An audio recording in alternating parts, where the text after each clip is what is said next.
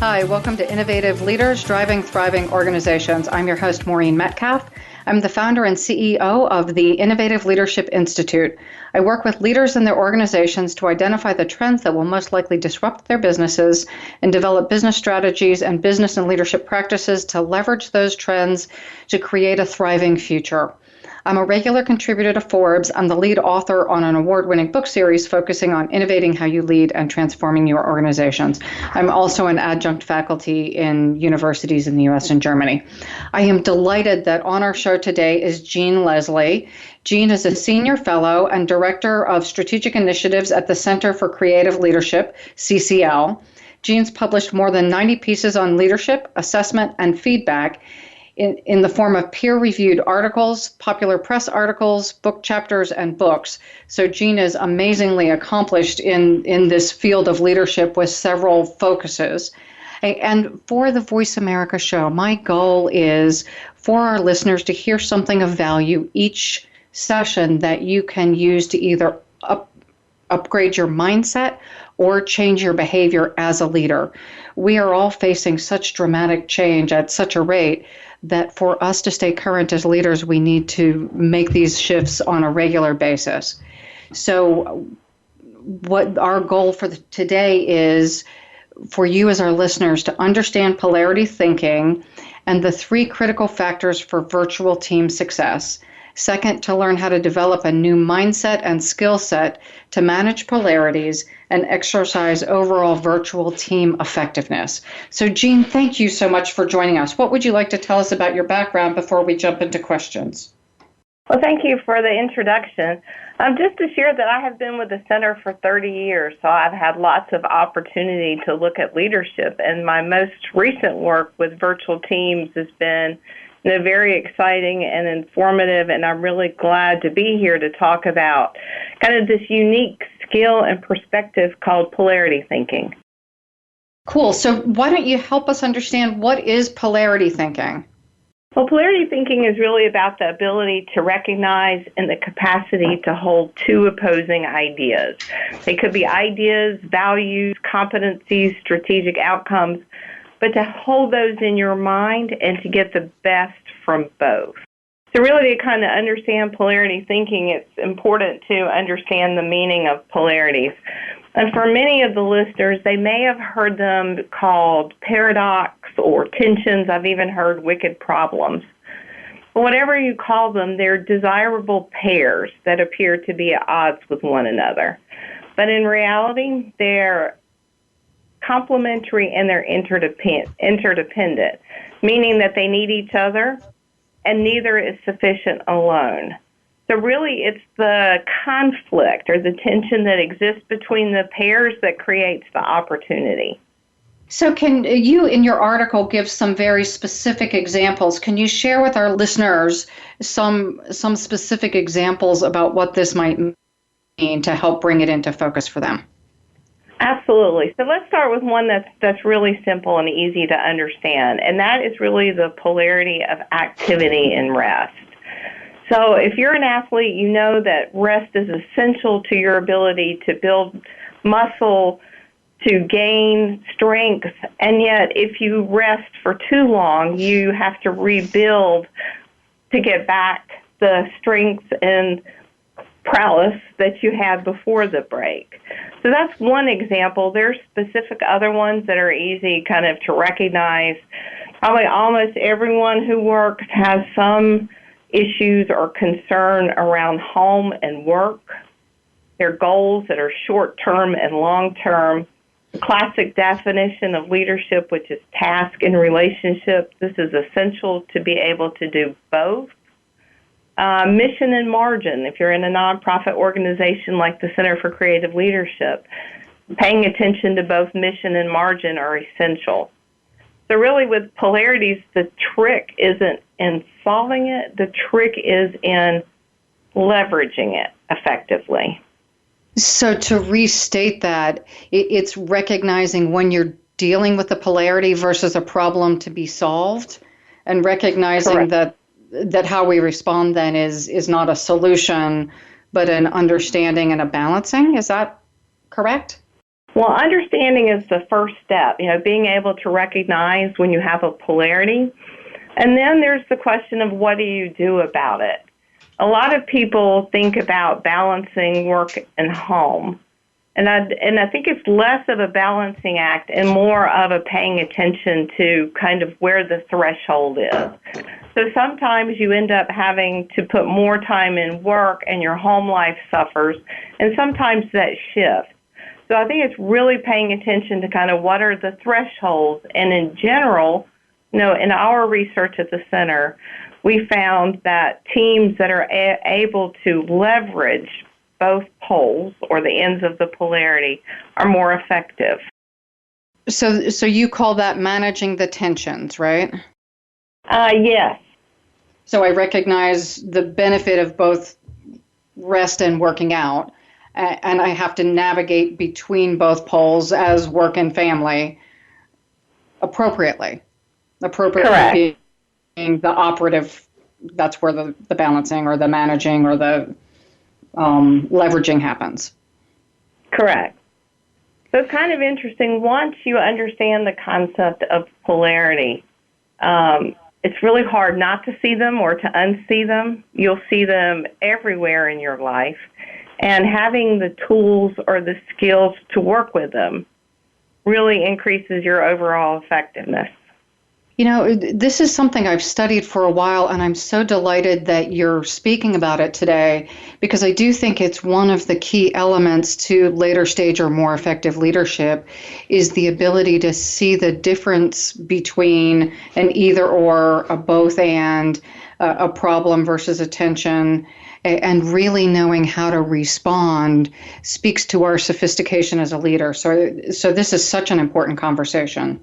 Absolutely. And, problems have solutions, and that's really where that either or thinking comes in. So with virtual teams, every year when it comes to budgeting time, they have to make a decision. Do we put in money in our budget for face-to-face time, or do we continue to use technology to leverage the team? That's a problem to be solved. Much like, today at lunch, if you had to choose between a salad and a burger, those have single solutions, but polarities are not like that. They're endless, they're unsolvable, and they're unstoppable, and they require a both-and mindset. And with the either-or thinking, if you try either-or thinking approach to resolve or to deal with a polarity, it really invites people to join into one of two camps, either my camp or your camp. I'm right and you're wrong. But if you use polarity thinking in terms of both, then we're both right. So that's really kind of the recognition that you have a polarity, and there are outward signs of that. So it's persistent tension, ongoing chronic issues, so it doesn't matter what approach you try, it does not go away. You probably have a polarity then and not a problem. So recognizing it is important and first. And then, talking about what are the benefits of both sides. So you've covered a lot of this, but in your paper you talk about supporting statistics for the benefits of polarity thinking. Can you share with our listeners some of those supporting statistics? Absolutely. So we worked with 140 teams. These were across the globe in various industries. And we were really testing what we call an intervention, which was really polarity training. What we did was introduce teams to polarity thinking. We gave them feedback on some polarities. And then we worked with them on kind of the follow-up piece, which is the so what? What do you do about it? Now, the teams that we worked, we tracked them over a 6-month period. And the teams that explored polarity thinking and got their results, their team outcomes did improve, but that was by a modest 2 to 5%.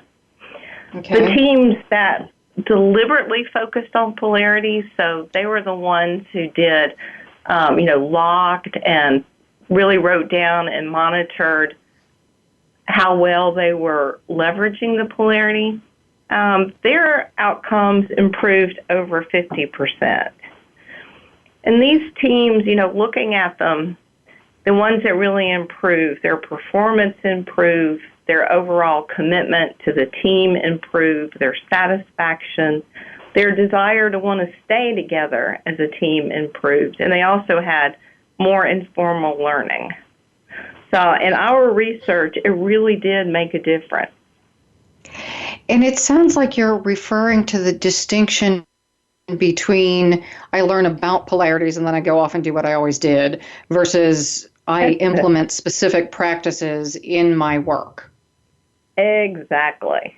So talking about it is one thing and learning about it, but actually practicing and implementing something to deal with it makes a huge difference. And in the training, I can tell you, we did follow-up with teams, and those teams that we followed up with, and this was just a simple, how are things going? What are you learning? What are you working on? It just had a huge impact on whether or not they gained in their outcomes of the team, whatever that may be, increased.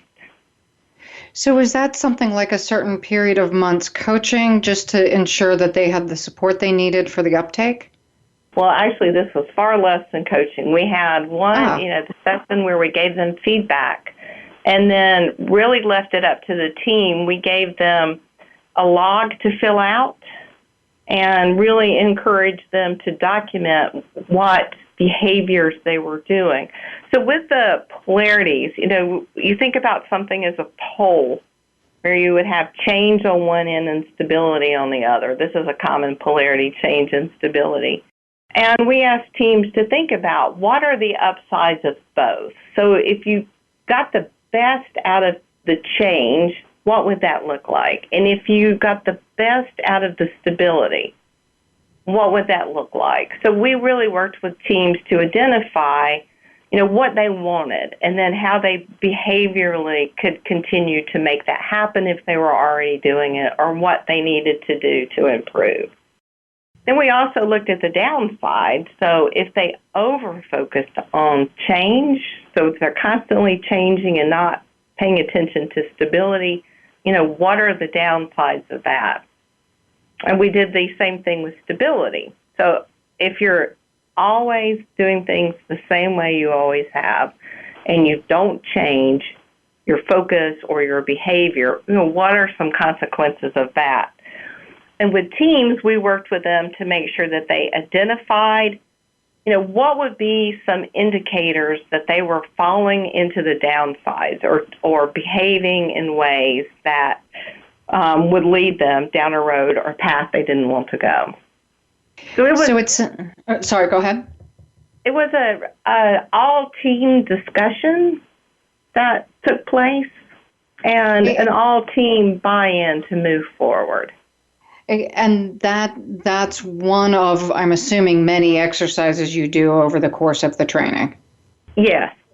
Then we have for some teams, we had a follow-up session, and we had an ending session with every team as well. So that was a reassessment of the polarities that they got feedback on the first time. Cool, thank you. We're getting close to break, so I'd like to suggest that we go to break now, and we will come back and talk more about the either-or mindset and how that impacts virtual teams. So this is Jean Leslie and Maureen Metcalf, and we're talking about how polarities impact virtual teams and polarities overall. And for our listeners, while you're on break, I encourage you to think about what polarities or paradoxes are you facing in your work right now that you would like to learn more about, and hold that in mind as we enter the second segment. We'll be right back after break. Welcome to Innovative Leaders Driving Thriving Organizations. Thank you for joining Jean Leslie and Maureen Metcalf, and we're talking about polarity thinking and its impact on virtual teams. So before break, I asked you as listeners to reflect on the polarities that you're facing. Now, Jean, let's move into the next question. How does an either-or mindset hurt virtual teams? So treating polarities like they're problems to solve with a single solution is a guarantee set up for failure. So if you think about a pendulum, polarities swing. And if you focus on one part of the polarity, and let's go back to the change stability example. If you're constantly in change, it won't be too long before stability, the need for stability and the benefits of stability start to show up. So there's kind of a swing from one side to another when there is an over-focus on one pole to the neglect of the other. So really in polarity thinking, the change efforts require a new skill set. So either or thinking is perfectly fine and wonderful if you have a problem, but if you have a polarity, the both and thinking is really what the new mindset requires. And the skill set is really thinking through then, what are the values or the benefits that I want to reap from the polarity, and then what are the kind of the gotchas, the things that I want to watch out for so that we don't slip into the downsides. So I'm thinking for our leaders, some of our listeners are natural at understanding attention and managing it, whether they've had this language or not. And most of us are probably also thinking of a time that we treated something, tried to solve for, that we should have been managing the tensions. So how, as leaders, can we implement polarity thinking within virtual teams? Do you have recommendations for our listeners? So yes, and somewhat of this conversation about polarities is abstract. So let's see if we can make it a little bit more concrete. And I mentioned before, we know we have a persistent tension. We've tried everything, single solution we can throw at it, and it's not working. So really at this point, the role of the leader is to kind of explore the opportunities and the advantages in the tension. So some people might want to run away or deny it, but let's look at the tension straightforward. And using an old tool, I'd take a piece of paper or a flip chart, and on it I draw a vertical line and then a horizontal line. And in the horizontal line, at one end, I'm going to call that a pole. I would name one piece of the polarity. So let's use mission margin, for example, in this one. So on one end, I'm going to put mission, and then at the opposite end of that line, that horizontal line, I'm going to write margin. Now, what I'd ask the team to do, and the leader to facilitate this conversation, is then to ask, what are the upsides of that, of being mission focused? And what are some of those, Maureen? Certainly, if I'm chartered as a nonprofit to accomplish a mission, help feed the homeless, or Meals on Wheels, feeding the elderly, the mission is critical in some cases to the health and survival of my recipients. Absolutely fantastic. And then what is an upside then of being margin focused? If I want to be able to add new customers and support the ones I have, customers being the people receiving the meals who aren't necessarily paying, I have to find ways to support the organization so that we can afford the food, afford the drivers, afford the people who prepare the food, so that recipients, when they need them, get life-sustaining nourishment. Perfect.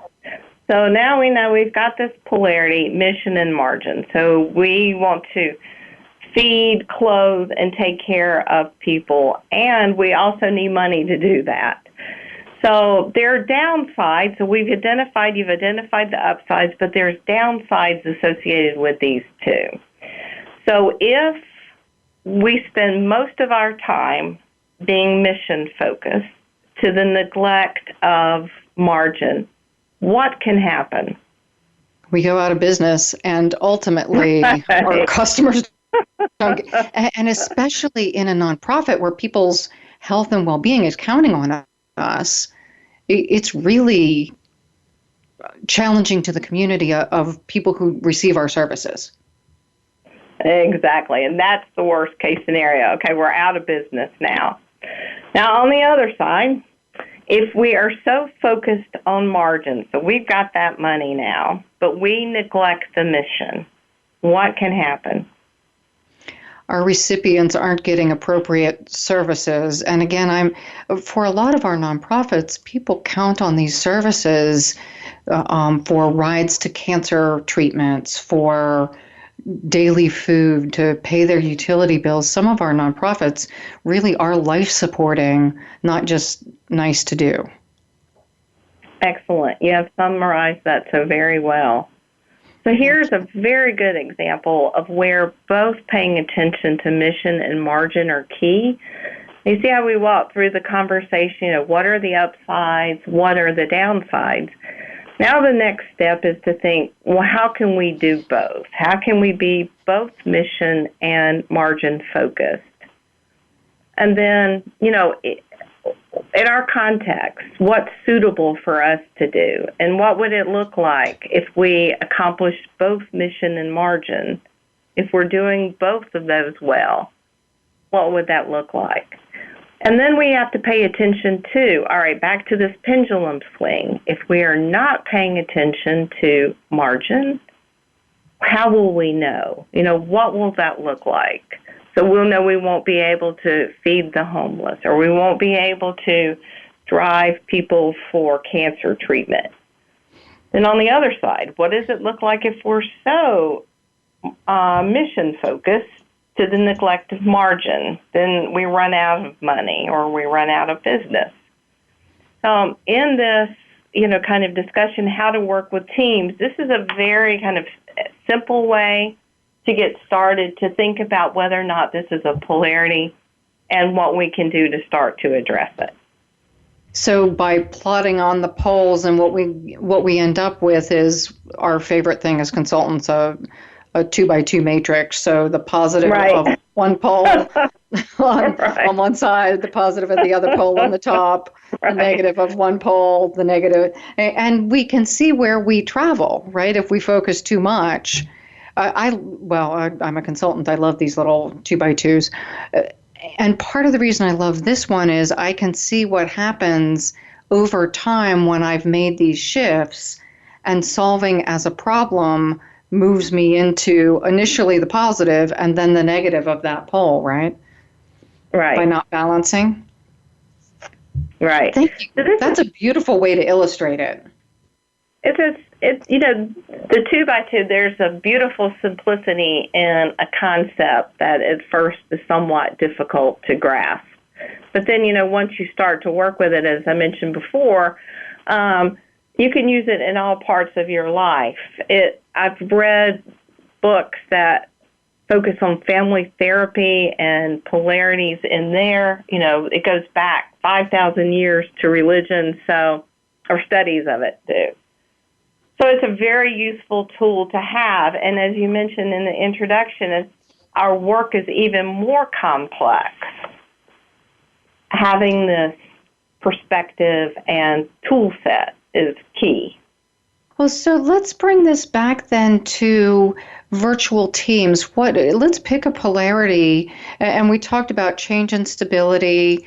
You've talked about autonomy and more collaboration. Let's do one example on virtual teams just to illustrate for our listeners another example of what this would look like specifically for them. Absolutely. So one of the kind of biggest predictors of success in terms of polarity was task and relationship. And if you think about it, so you work virtually, you have a team that you have regularly scheduled meetings with, of which you either do on the phone or video conferencing within a bounded period of time. And within that time, there are tasks to be done. There's items to check off a list. And with virtual teams, because you're not co-located and you don't see your colleagues often, tracking progress on projects is very important to do. So very task-focused is an important part of working virtually. But there's also the relationship piece that's key. It's often or sometimes difficult for teams when they're first starting to recognize this. So relationship building, having an opportunity to get to know the teams is key. And for many of our teams, this was a stumbling block. Mm-hmm. Yeah, I have worked with teams for years, and often the question is, why do we do this team building stuff? We've got real work to do. And yet, learning to trust my colleagues and knowing what I can count on from them seems rather important. And it's even, it is trickier to do virtually, but it's even more important. And it can be done virtually. It can be. You're absolutely right. So if the polarity is task versus relationship, the upside of task is I get stuff done. What's the downside of I'm too task focused? Then relationships do suffer. Okay. People don't have the opportunity to get to know each other. That camaraderie in teams is very important for effectiveness. And then I assume the upside of relationships is I build the camaraderie. And the downside is I focus too much on relationships and the tasks suffer. Right. And So you've probably been in a work group where it's been very relationship focused, lots of laughter, lots of check-ins on how the family's doing. And then, you get to the work in the last 10 minutes. Yeah, I call those groups I used to belong to.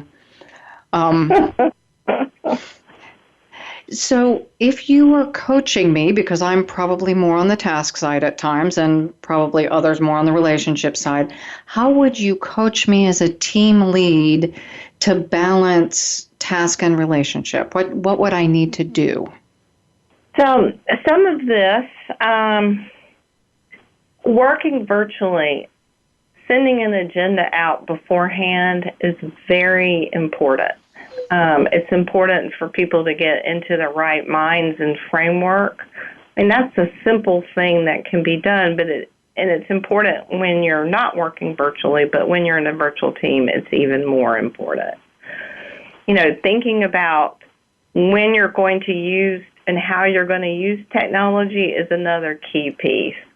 So in the research that we've done here at the center, using technology so that you feel more virtual really leads to commitment on the team.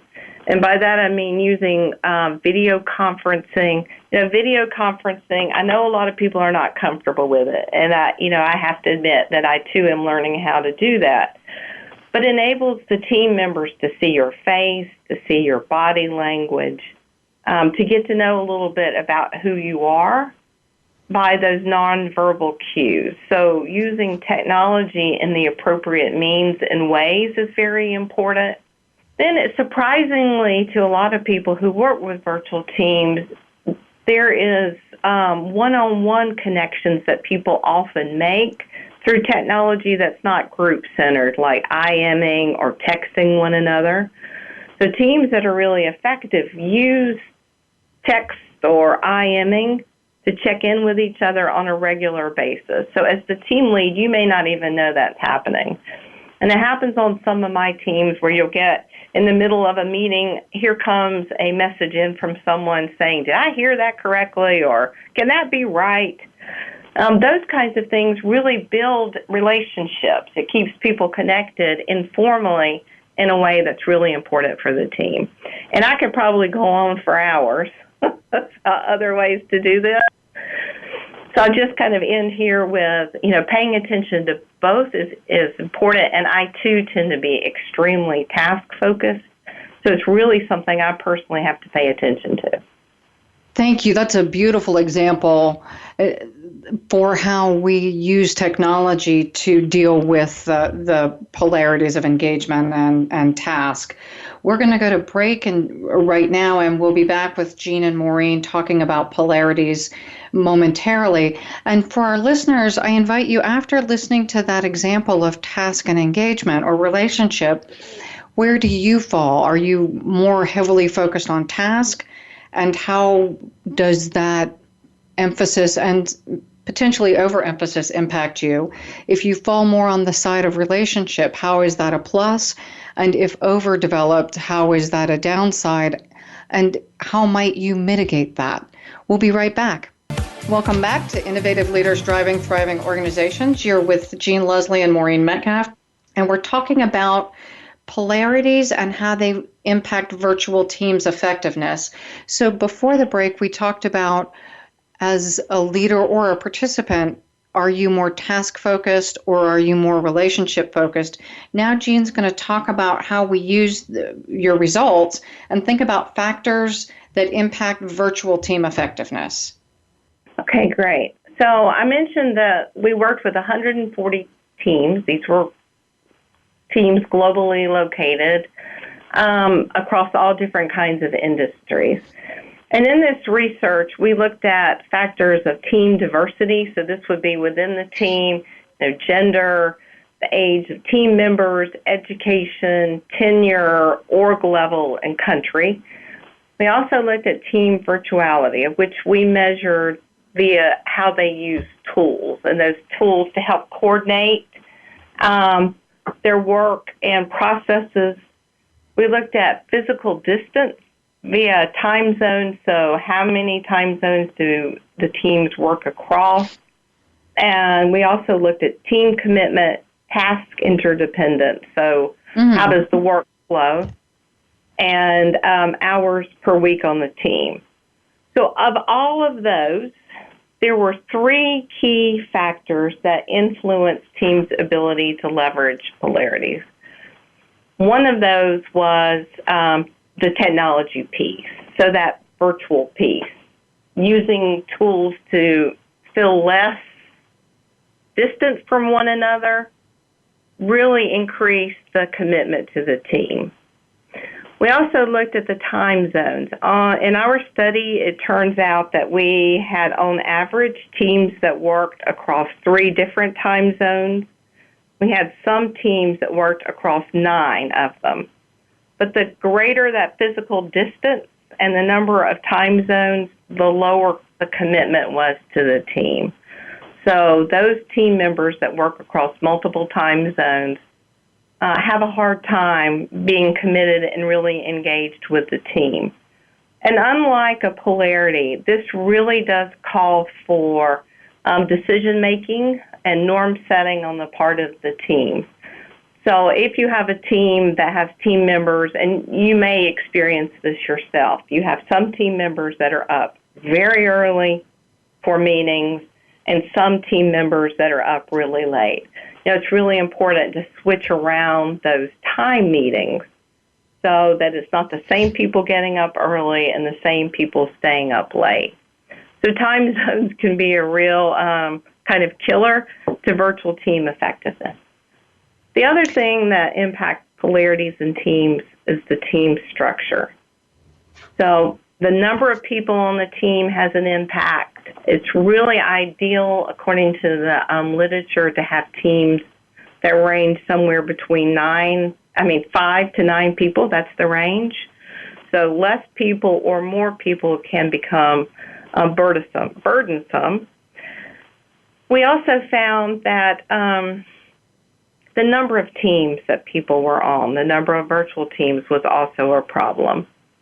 So in our research, we really encourage teams to think about whether or not their members that they have, the roles that they play, are they core to the work of the team? If you're core to the team, you can expect to be, more highly involved over a long period of time and to be a real key contributor in terms of deliverables. And if you're a peripheral member, of course, you support the team's work, may be involved over a lesser time. But really it was important, in our research that those three factors be addressed, which is really, is technology being used so that the team members feel close, less far away? Time zones, what kind of time zones, how many are they in or apart from one another, and what can the team do about that? And then the size and the structure of the team were other key factors that influence the polarities. So to build on the last one, you talked about structure, number of people on the team, and how many teams an individual is on and the role they play. Is there anything else in maximizing structure to use the variable of structure to maximize success?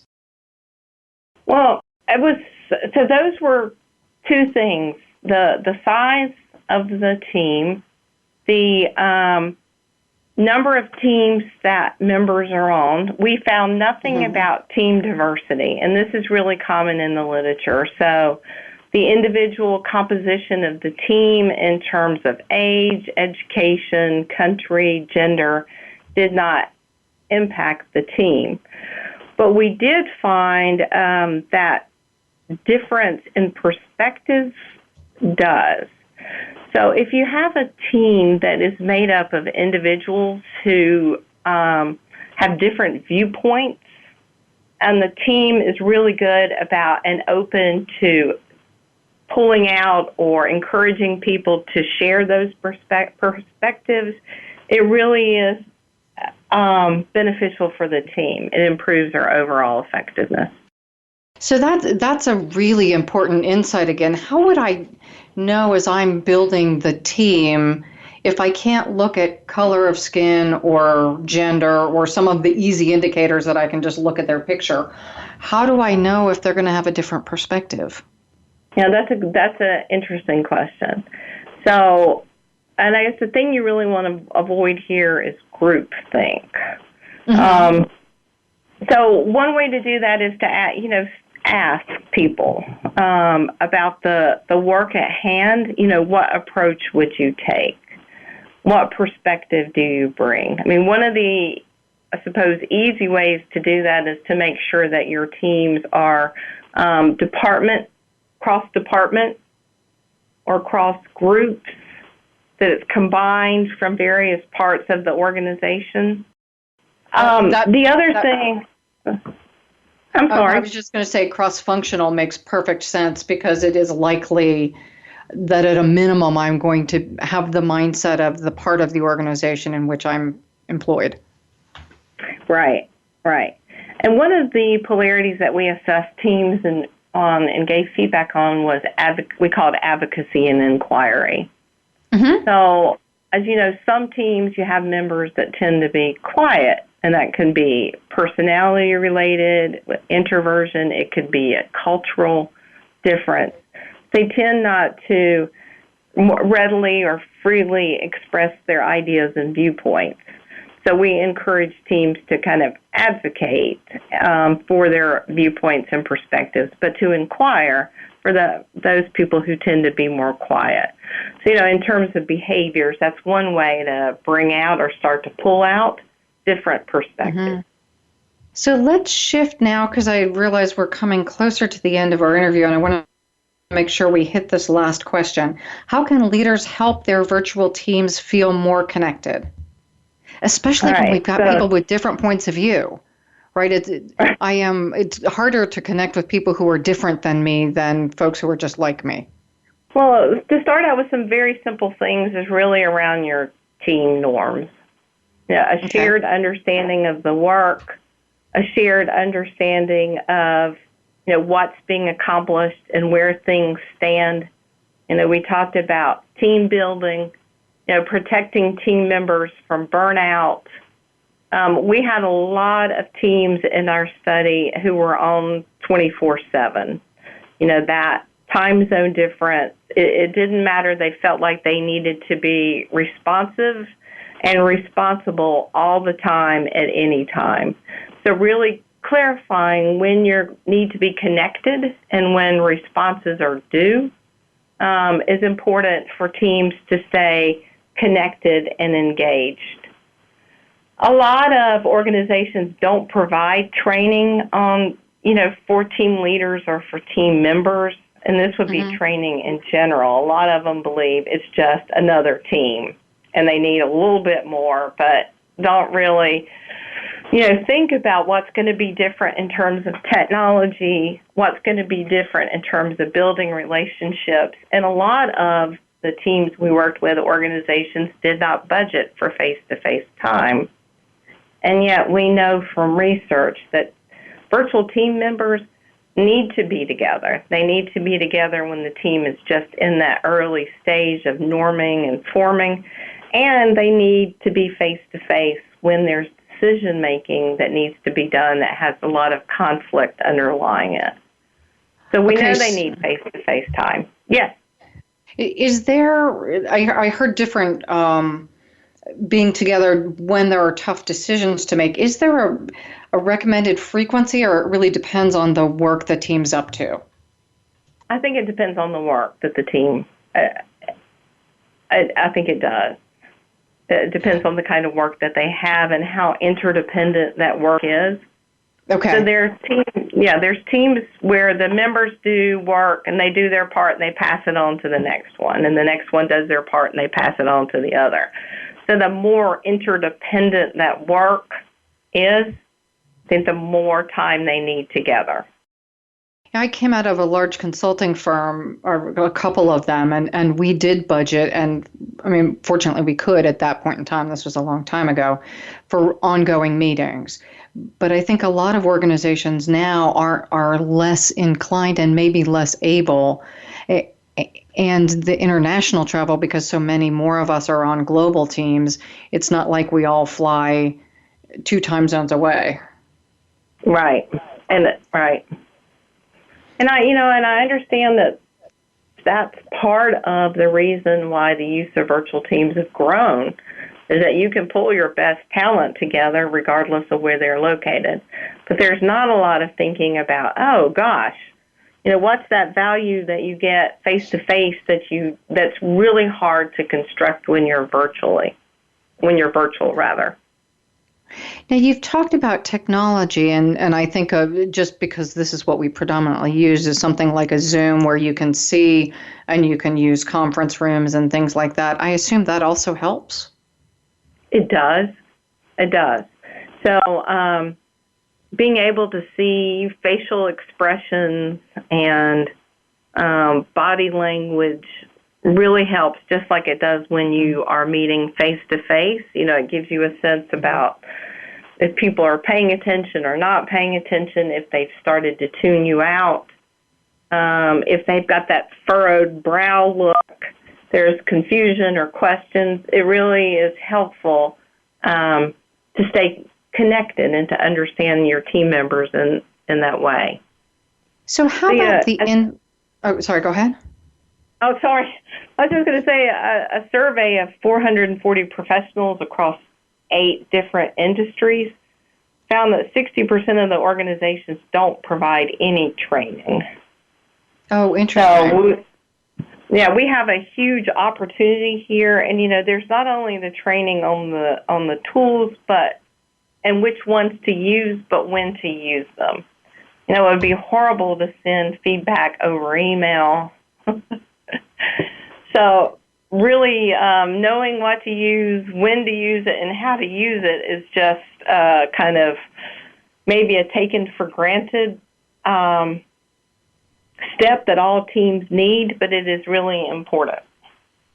So I want to circle this back to polarities then, and how we use the polarity map to manage, because I think each of these things we've talked about, like connected versus autonomous, managing, bringing my best people into solving every wicked problem versus killing them. It sounds like there are a lot of polarities at play in almost everything we do as a team. Yes, and we studied it in terms of virtual teams, but these polarities that we looked at exist in teams in general. And I mentioned before about that tension that exists, where there's that kind of healthy tension, the team really should be paying attention to both sides of the pole. Okay, that makes sense. So we're almost at closing time. Can you give us where would someone find more about CCL, about your papers, about you? Do you have contact information? Yes, the easiest thing to do to find more papers and information about this is to go to ccl.org. So it's Center for Creative Leadership, ccl.org. And there you can search for polarities. You can even search and find my name and contact information in there. And I assume you also have information. If I searched virtual teams, there would be a wealth of resources on that as well? Gosh, I hope so, yes. Another thing you can do, if you're really interested in, think that you would like to assess polarities in your team or in your organization, the Polarity Partnerships site is another good place to go. And that's the Polarity Partnership site, so I would just Google Polarity Partnership? Yes. Okay. Great. Jean, thank you so much for joining us. This has been really insightful. And for leaders listening, the topic both of polarity thinking and of managing virtual teams are foundational. Not all of us manage virtual teams, but most of us work within them at some point in time. And as leaders, especially as we mature and look for ways to continue to improve and grow, learning when we're managing problems versus when we're managing polarities is really foundational to our effectiveness. So this is brilliant and really important information, Jean. Thank you.